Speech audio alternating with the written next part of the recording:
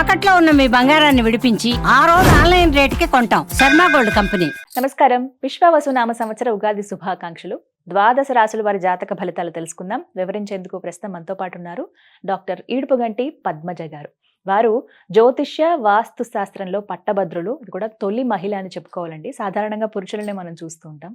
పంచాంగకర్త, అలాగే జ్యోతిష్యంలో పిహెచ్డి చేసి gold medal సాధించారు ఆవిడ. ఇంకా చెప్పాలంటే యూనివర్సిటీ టాపర్ కూడా. వారు ఎంతో చక్కగా పంచాంగ శ్రవణం వివరిస్తారండి. దాంతో పాటుగా రాసులు వారు ఏ విధంగా పరిహారాల్ని పాటించి వాళ్ళు ఉన్న స్థితి నుంచి ఉన్నత స్థితికి చేరుకోగలరో కూడా చెబుతూ ఉంటారు చిన్న చిన్న మంత్రాల ద్వారా. మరి ఇవాళ కార్యక్రమంలో వారి మాటల్లో విని తెలుసుకుందామా?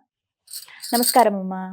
నమస్కారం. ఈ విశ్వావసు నామ సంవత్సరంలో ద్వాదశ రాశుల్లో చివరిదైనటువంటి మీనరాశి వారి జాతక ఫలితాలు ఏ విధంగా ఉన్నాయండి? మీన రాశిలోకి వచ్చే నక్షత్రాలు ముందు చూద్దాము. పూర్వభద్ర 4వ పాదం, ఉత్తరాభద్ర 1, 2, 3, 4 పాదాలు, రేవతి 1, 2, 3, 4 పాదాలు, ఇవన్నీ కలిపి మీన రాశిలోకి వస్తాయి. ఈ మీన రాశి వాళ్ళకి ఈ సంవత్సరం గురుగ్రహ ప్రభావం వల్ల కొద్ది కాలం పాటు ప్రశాంతత, వ్యక్తుల యొక్క సహకారం కానీ, లేకపోతే మీరు ఆశించిన స్థాయిలో లేదనుకోవడం కానీ, లేదా సోషల్ రిలేషన్స్ విషయంలో కానీ ఇవి కొంత చికాకులు కలిగించినా, తండ్రి వల్ల రావాల్సిన లాభాలు ఏదైనా ఉన్నా, భాగ్యాలు ఏదైనా ఆర్థికమైన విషయాలు కొంత అనుకూలంగానే ఉంటాయి ఈ సమయంలో.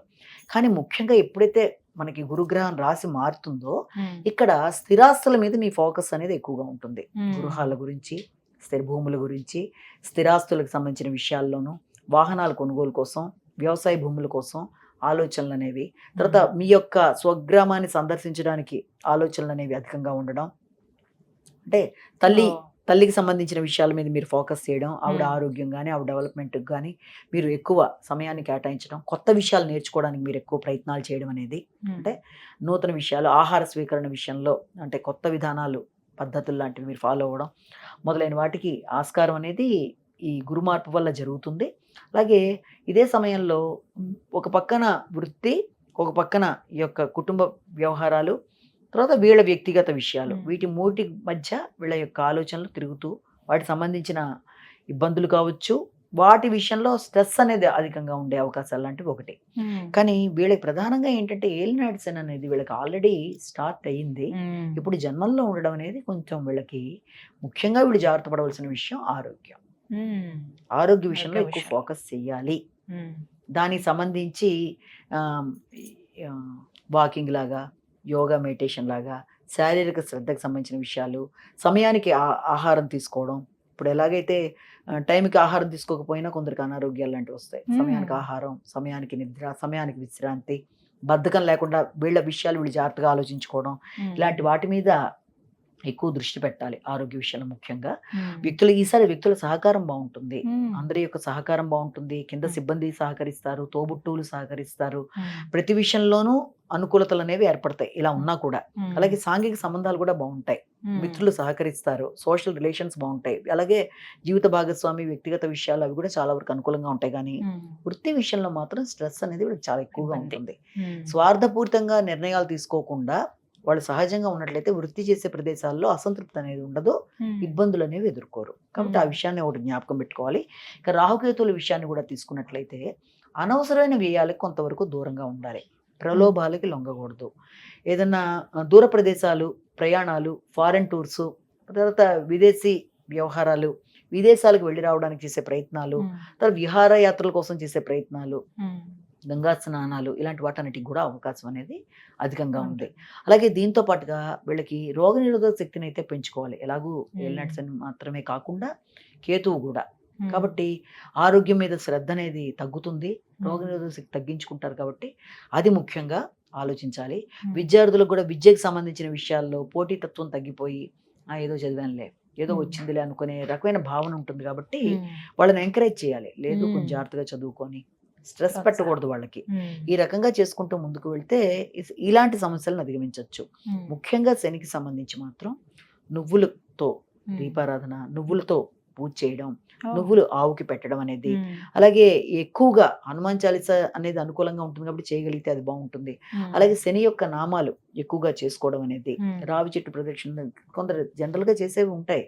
అవి కాకుండా ఇంకా మనం చేయగలిగినవి ఏదన్నా ఉన్నాయంటే మాత్రం ఖచ్చితంగా అరుణాచల శివ సాయంత్రం 6 to 7 మధ్య చేసుకున్న డే టైంలో మాత్రం వాళ్ళు ఖచ్చితంగా శ్రీ దుర్గాయనమ అనేది ఖచ్చితంగా చేసుకోవాలి. ఎందుకంటే మోసాలకి ప్రలోభాలకి లొంగకుండా ఆరోగ్య విషయంలో జాగ్రత్తలు తీసుకుంటూ ఇవి చేస్తూ శనికి సంబంధించిన ఈ పరిహారాలు అలాగే ఇంకేదైనా చేసుకో మీ వ్యక్తిగత ఎప్పుడు కూడా అష్టం శని అర్ధాష్టం శని ఏళ్ళు శని నడిచే వాళ్ళు ఎవరికైనా సరే ఎప్పుడు వాళ్ళు గుర్తుపెట్టుకోవాల్సింది ఏంటంటే అవి రాగానే శని అంటేనే మనకి వైరాగ్య గ్రహం, డిప్రెసివ్ థింకింగ్, నిరుత్సాహం, లోన్లీనెస్, ఆటంకాలు, ఆలస్యాలు.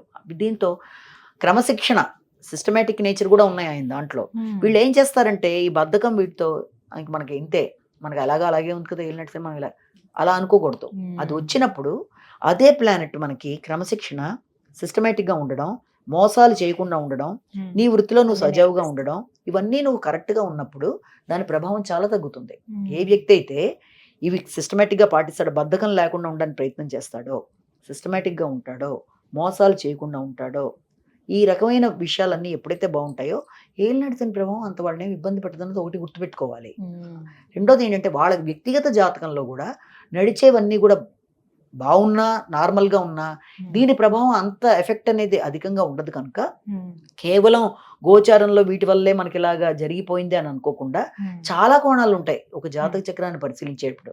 వ్యక్తిగత జాతకం ఉంటుంది, తర్వాత ఇంకా చాలా కోణాల్లో చూసుకొని కానీ మనం నిర్ధారణ రాకుండా ఇది వచ్చేసింది ఇక నేను ఇప్పుడు ఏళ్ళు నడిచిన ఎంటర్ అయిందా, నేను 7.5 ఏళ్ళు ఇంతే.